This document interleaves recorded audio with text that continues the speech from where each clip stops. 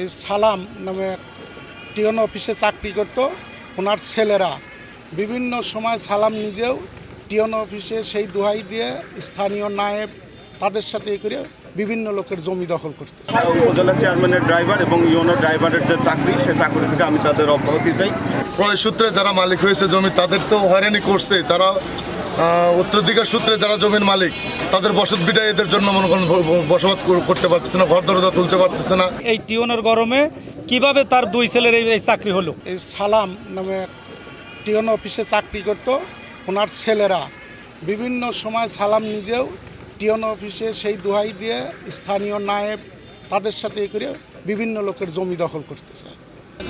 সবসময় তারা এই কোনো জমি যদি ত্রুটি থাকে, হয়তো 100 বছর খাইতেছে তার বাপ দাদা, পরবর্তীতে দেখা গেছে একটু ত্রুটি থাকতে পারে, সেখানে যায় তারা টিওন অফিসের কাগজপত্র ফলস করে নিয়ে আসে তারা জবরদখল করে করতেছে। 1400-রও বেশি শাখা উপশাখায় দেশের বৃহত্তম ব্যাংক IFIC।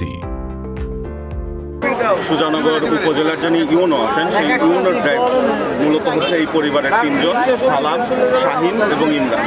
এরা 3 জন বিগত 15 বছরে এই উপজেলা চেয়ারম্যান এবং ইউনোর ক্ষমতা বলে আমাদের আহমদপুর ইউনিয়নের বিভিন্ন মানুষের জায়গা ও জমি নিয়ে বিভিন্নভাবে তারা ভূমিদস্যুতা করেছে, জাল দলিল তৈরি করে বিভিন্নভাবে মামলা দিয়ে এটা করে সেটা করে তারা বিভিন্নভাবে মানুষকে টর্চার করেছে।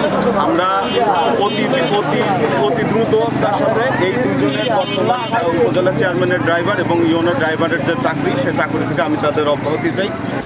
কতটা মানুষ যে নিরীহ মানুষ যে অত্যাচারিত হয়েছে তার হিসাব আমি আপনাদেরকে দিতে পারবো না।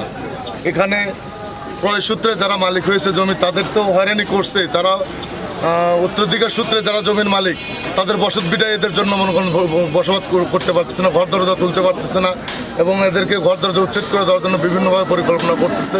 এবং তারা সবসময় ইউনো উপজেলা নির্বাহী কর্মকর্তা এবং উপজেলা চেয়ারম্যান এই 2 জনের ক্ষমতা প্রয়োগ করে কিছু হলেই সঙ্গে সঙ্গে পুলিশ নিয়ে এসে মানুষকে হয়রানি করছে। এই হয়রানির শিকার শত শত মানুষ হয়েছে।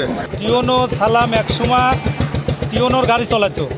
সালাম চালানোর পর তার 2 ছেলের টিওনোর চাকরি এবং উপজেলার চেয়ারম্যানের গাড়ির 2 ছেলেরই চাকরি দেওয়ার পরে এই দেশে মানুষের খুব অশান্তি করে জমি জমা বেদখল করে। এই টিওনের গরমে কিভাবে তার 2 ছেলের এই চাকরি হলো?